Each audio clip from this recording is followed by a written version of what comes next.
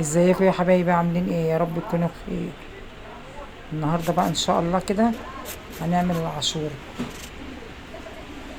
جبت كيلو قمح ونقيته، خش اغسله وانقعه. غسلتها ونقعتها ساعتين، ورحت جايبه حطيتها على النار، وجبت ميه مغليه حطيتها عليه.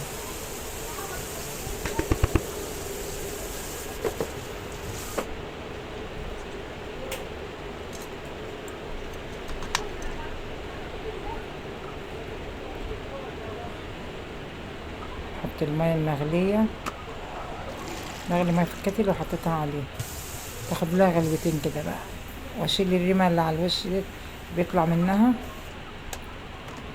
وبعدين بعد كده بقى اروح طافيه عليها وسايباها بقى. ما شاء الله عليها، تلاقوا ملو الحله.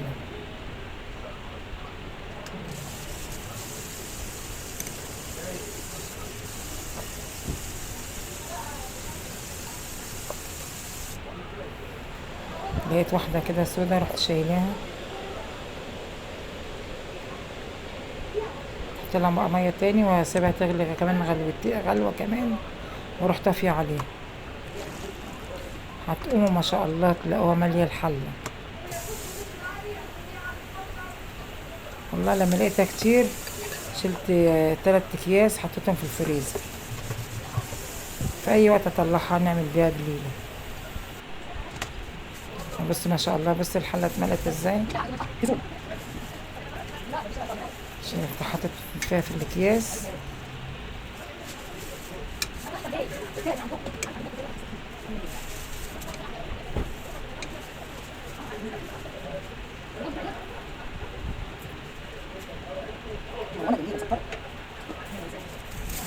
جبت 3 كيلو لبن، وكيس كريم شانتيه، وعندي لبن بودر و...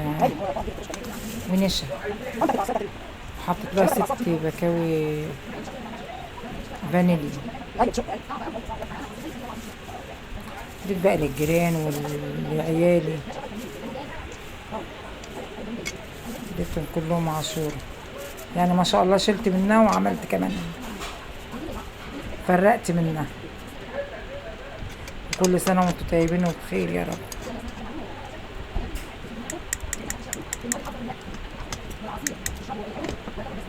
وحطيتها على حلتين عشان كتير على حلة واحدة. حط بقى اللبن، بحب اللبن بتاع السايب دوت لان بيبقى بخير.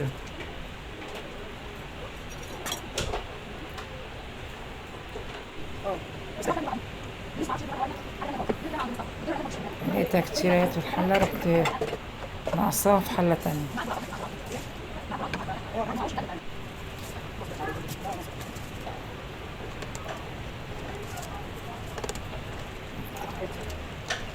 حطيت كيس كريم شانتيه، وحطيت 3 معالق لبن بودر، وحطيت يجي 4 معالق نشا او 5 معالق نشا،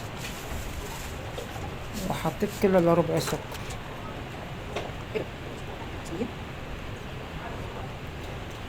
وست اظرف من بتاعت الفانيليا. تتحط طار اللبن على الفانيليا. حطيت هنا شوية وهنا شوية، طلعت جميلة وكريمية كده وجميلة اوي.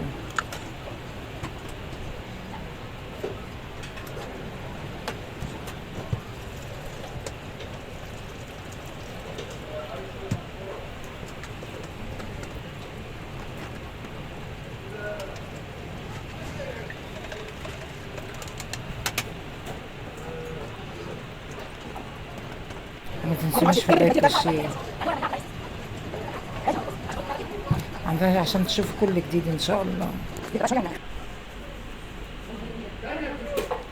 وغرفتها اهوت. حطيت، في ناس ما بتحبش جوز الهند ولا الزبيب، سبت سايق من غير زبيب جوز الهند، وحطيت في اطباق كده. كل سنة وانتم طيبين وبخير ان شاء الله، ومع الف مليون سلامة.